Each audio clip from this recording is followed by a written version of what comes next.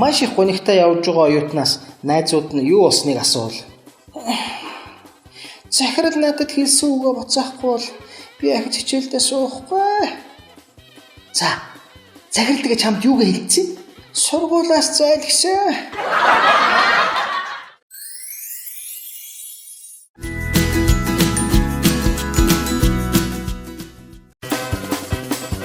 Нэгэн нэр томилтоос ирээд шкафныхаа хаалгыг онгоолгоно дотроо сууж буй нүцгэн нэр тандан. Чамд хичнээн хэлдэг юм бэ. Эхнэр надаас салаа явчихсан гэж.